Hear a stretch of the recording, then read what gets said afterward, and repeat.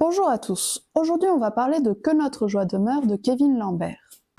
Je vous rappelle que je viens de sortir un magazine littéraire dont la thématique du premier numéro est la rentrée littéraire justement, avec tout ce qu'il peut y avoir comme enjeu économique. Par exemple, on va faire une enquête sur les émissions prescriptrices comme La Grande Librairie ou comme avant elle, Apostrophe, le business model des grands noms de l'auto-édition, et on va voir que ça cache parfois des choses pas très reluisantes. Vous avez une version PDF à 4,90 € et une version papier à 14,90 €. Vous retrouvez le lien dans la barre de description. Je vous remercie, bon visionnage, et voilà. De quoi ça parle? C'est une Wachowski fait partie d'une élite hors sol, faite de complaisance, d'auto-justification et de dîners mondains. Sa vie bascule lorsque son nouveau projet est accusé de gentrification.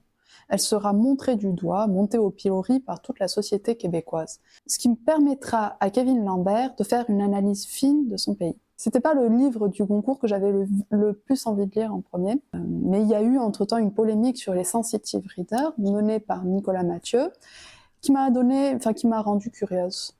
En fait, Kevin Lambert avait donné une interview dans laquelle il disait que souvent les personnes qui critiquaient le recours à un sensitive reader, donc qui est une sorte de relecteur qui vérifie en fait si les personnages n'ont pas un côté discriminant.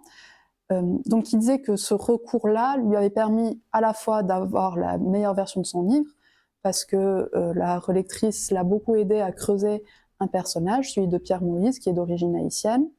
Et d'un autre côté, il disait aussi que ceux qui le critiquaient étaient souvent plutôt considérés comme des réacs, ce qui est apparemment le cas au Québec, mais je pense aussi en France. Et donc Nicolas Mathieu avait repris ça pour dire que tous ceux qui n'ont pas recours à ça ne sont pas forcément des réacs, et que aussi, en fait, ça nie un peu peut-être le travail de l'auteur, son travail de recherche, je pense pré-bouquin, quoi, de responsabilité aussi de l'auteur. Donc quand je lis ça, je suis plutôt d'accord avec Nicolas Mathieu, parce que j'ai plutôt des a priori négatifs sur le sensitive reading. Je me dis, après tout, c'est vrai que c'est vrai que l'auteur doit être responsable de ce qu'il écrit, et qu'en plus on ne sait pas trop quelles seront les lois morales ou les lois plus ou moins tacites qui peuvent y avoir dans une maison d'édition. Donc je regarde ça plutôt avec méfiance. Mais je me dis quand même, ouvrons le livre de Kevin Lambert, et même si il faudrait, pour pouvoir avoir une analyse assez claire, pouvoir avoir accès aux deux versions, c'est-à-dire celle avant relecture et celle après, le résultat est que c'est un très bon livre en fait, et que ça me fait vraiment changer d'avis sur la question. Ou en tout cas, je me dis, si ça permet aux auteurs de produire des livres aussi bons que celui que j'ai entre les mains, je vois pas vraiment le problème. C'est quelque chose que je vais creuser à l'avenir. Je pense faire une vidéo sur le thème. Donc si jamais vous connaissez des sensitive readers, ou si jamais vous connaissez des personnes qui y ont accès, ou au contraire des personnes qui sont vraiment réticentes, vous pouvez me contacter par mail. Ça pourrait être intéressant pour préparer ma vidéo. Revenons à Kevin Lambert. Quel est mon avis sur son roman? Donc c'est un roman, comme vous l'avez compris, que j'ai beaucoup aimé. Et déjà parce que Kevin Lambert est très intelligent dans sa manière en fait de jouer avec les points de vue, à toujours cacher sa propre position, et donc à épouser toutes celles possibles avec abnégation. Et je crois que c'est une qualité chez un auteur à laquelle on ne pense pas forcément, mais qui est pourtant essentielle. Celle vraiment de pouvoir s'effacer devant son roman. C'est donner la possibilité à ces personnages de gagner en crédibilité, de ne pas être juste des sortes de repoussoirs sur lesquels on accole tous les défauts qu'on a envie de mettre sur la classe qu'on est en train de décrire. Mais au contraire, poser les armes, mettre de côté ses a priori, être dans une sorte de naïveté, de curiosité. Le regard qu'il a est acéré, et ce, sans jamais nous tenir la main, sans jamais nous dire quoi penser par le texte même. Ou plutôt le texte le fait, mais d'une manière très subtile. Je trouve que tu mets pas vraiment en valeur mon texte quand tu le lis. Bien sûr que ces ultra riches sont écœurants. Bien sûr que ces ultra riches sont écœurants. Bien sûr que je ne sais plus ce que je dois dire. Bien sûr que ces ultra riches sont écœurants. Bien sûr que la chasse aux sorcières que subit Céline a un côté jouissif pour le lecteur. Mais ils ne sont pas que ça. Et jeter sur la table le dé de la rédemption, et de la possibilité pour Céline de vraiment prendre conscience de ses privilèges, de la position qu'elle a. Et la réponse, alors que Kevin, j'appelle Kevin moi maintenant, et la réponse, alors que Lambert laisse croire pendant un instant que cette rédemption est peut-être possible, est finalement négative. Céline et sa petite troupe sont trop omnibilés par eux-mêmes, par tous leurs petits avantages finalement pour prendre connaissance, pour prendre conscience de qui ils sont, de comment ils sont avec les autres. Rien qu'au sein de leur petit groupe, c'est une sorte de panier de crabes. C'est-à-dire qu'ils se tirent tous dans les pattes, ils essaient tous de tirer leur épingle du jeu. La trahison est le maître mot. Ce qui montre avec cruauté un paysage pas très éthique, puisque c'est le genre de mot qu'ils aiment bien employer. D'ailleurs, j'emploie le mot de cruauté parce que ce livre m'a un peu évoqué celui de Bégodeau, Ma cruauté. Là, ce sera sur le milieu universitaire, mais les deux ont vraiment ce côté sans concession sur l'âme humaine dès qu'on lui donne un peu de pouvoir. Pour ce qui est du style, si au début on a un peu une sensation d'étouffement avec les phrases à rallonge de Lambert, mais je pense que c'est un procédé qui est vraiment fait pour justement nous étouffer, eh bien on en tire vraiment un grand plaisir. On se sent stimulé, on a l'impression que c'est lui qui mène la danse. Et moi, souvent, quand je lis un livre, enfin, c'est peut-être une déformation professionnelle, mais une des questions que je me pose, c'est est-ce que je pourrais écrire aussi bien? Et là, la question est non. Il y a une grande maturité, et quand je me dis qu'il a mon âge, ça a un côté impressionnant. Il y a une grande vivacité dans le style, c'est jamais statique, avec le changement de point de vue, avec le fait qu'il y a, au niveau de chaque niveau de langue, qui parvient vraiment à rendre de chaque classe. On observe par exemple que plus le personnage est situé, est élevé dans l'échelle sociale, plus son français sera lisse, sera standard, comme s'il fallait parler une langue mondialisée. Et d'ailleurs, plus le livre avance, plus Céline perd son sang-froid, plus le québécois ressort par petites touches, comme si justement sa classe, parce qu'apparemment c'est aussi une question de transfuge, ressortait aussi par la même occasion, je crois. Mais je suis pas sûre, j'ai un doute là pour l'histoire de classe ou de transfuge, mais il me semble qu'elle le dit parfois, tu vois, qu'elle est venue de rien ou ce genre de choses. Mais en même temps, c'est vrai que c'est un truc qu'ils disent souvent, les bourgeois, même quand papa et maman les ont aidés et tout, s'ils font un truc dans une autre domaine que leurs parents, genre moi j'ai repris un média alors que lui il était dans la sidérurgie ou un truc comme ça, ah mais non, mais moi finalement c'est pas mes parents qui m'ont aidé.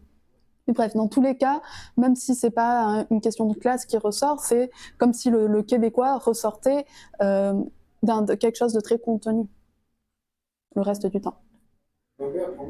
Et d'ailleurs, en parlant de trucs très contenus, retenus, je suis en train de lire Laure Murat sur Proust et elle dit ça justement, elle vient elle aussi d'un milieu aristocratique et elle dit justement que c'est la classe de ceux qui se tiennent, qui se contiennent, qui ne donnent pas assez en fait de leur personnalité, qui ne la laisse jamais transparaître. Il y a même un passage où Lambert prend le temps de nous faire un petit conte aux accents sud-américains qui m'a fait penser à Gabriel Garcia Marquez. Et ce conte va nous permettre de nous poser la question de la possible humanité, de la possible fragilité de Céline. Ce qui fait qu'on ne sait pas vraiment sur quel pied danser, et ça, je le dis dans le bon sens du terme. Ce moment, dans le récit, il est comme hors du monde, hors des lois du récit. Il est tellement externe en fait à l'histoire qu'on a l'impression qu'il est presque un peu ridicule, que le côté bête blessé à ce moment-là de Céline a un côté presque trop feutré, qui amorce en tout cas ce qui va se passer, le chaos final de l'histoire. Le camélia qui apparaît au début, à l'enfance de Céline et lors de sa chute, est pour moi une sorte de rappel de l'origine du mal, une fleur qui se flétrit et qui embaume tout le roman. On peut s'empêcher de penser que le camélia, c'est l'emblème du luxe. Une fleur comme ça, c'est aussi l'emblème de Chanel, par exemple. Et qui est donc à la fois quelque chose de très éthéré, et qui ici est ramené à sa matérialité, à sa putréfaction. Comme en fait une sorte de symbole de ce que sont eux, d'un monde qui ne peut pas durer. Ce motif du camélia, le livre, m'a évoqué une vidéo sur laquelle je suis tombée récemment sur YouTube, qui ne dépareillerait pas, par exemple, dans un film de Östlund. C'est une femme qui est en train de montrer tous ses bijoux de marque à une autre qui est en train de la filmer. Je crois que c'est une femme qui fait que se promener dans la rue et qui filme toutes les femmes qui ont l'air de faire partie de cette classe. Et à un moment donné, apparaît un homme qui se met à hurler, comme il y a tant d'hommes qui peuvent perdre la raison dans une ville. Enfin, c'est quelque chose qui est assez fréquent. Et donc, ce qui est assez amusant, c'est de voir la réaction de la femme. C'est-à-dire qu'elle va sursauter. What about the shoes? Just Ralph Lauren. What is it? It's just Ralph Lauren. Ralph Lauren. Sorry, and oh my gosh. Okay. Let's do that again. Okay. And then, do you want to do a little close up on the watch? Oh, it's sure. a day. No, it's a Just. Grandmaster. Oh, it's a Grandmaster. Grandmaster. A Yacht Master. On va quand même reprendre assez rapidement son discours sur ses bijoux, son bijou Cartier, son sac Hermès, parce qu'en plus ce qu'on observe dans ces vidéos, c'est que toutes les ultra riches ont l'air de porter les mêmes bijoux et le même sac Hermès comme un signe d'appartenance à leur classe. Et donc, ce que je me suis dit en faisant le parallèle avec Céline, c'est que c'était vraiment un symptôme en fait de quelque chose d'une classe qui malgré le monde, la souffrance du monde, l'altérité, ne peut s'empêcher de revaquer à ses occupations, à sa vacuité. Je crois que c'est ce que j'aime dans ce type de récit, c'est que la situation initiale est comparable à celle du paradis originel. Un Éden sans contrainte, dont ils sont chassés et dont ils vont devoir se frotter en fait au réel. Il y a un chemin de croix qui va les associer au reste du monde, ce qui devrait être un chemin vers l'humilité. Or, ce n'est pas le cas. Lambert, avec son regard acéré, va montrer qu'au contraire, il se vautre dans l'autocomplaisance, dans la justification. Et la fin, au moment où elle crie avec les autres contre les millionnaires, puisqu'elle va travailler sur un plateau comme CNews ou ce genre de choses, mais au Québec, pour parler de l'impôt, pour critiquer les millionnaires, montre un refus de la facilité chez Lambert. Parce qu'il y a une vraie esthétique Eat the Rich, de plus en plus. On le voit dans des séries comme la dernière saison de You. J'ai vu récemment aussi un truc sur la crise des opiacés, Painkiller, ou Succession. En fait, il faut toujours se demander d'où vient le message. Et là, quand c'est une multinationale, on peut forcément douter de la portée anticapitaliste de ce qu'il nous montre, de cette fiction, qui personnalise à l'extrême un problème qui est global, qui préfère se moquer finalement de ces ultra-riches pour noyer le poisson sur le système qui les légitime.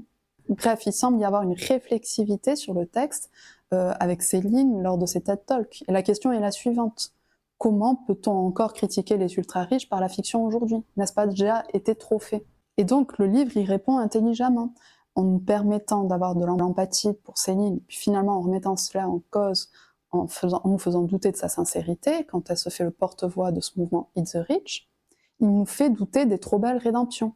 Il faudra toujours se demander qui est l'émetteur et pourquoi il porte ce message. Je vous remercie de m'avoir regardé et je vous dis à très bientôt.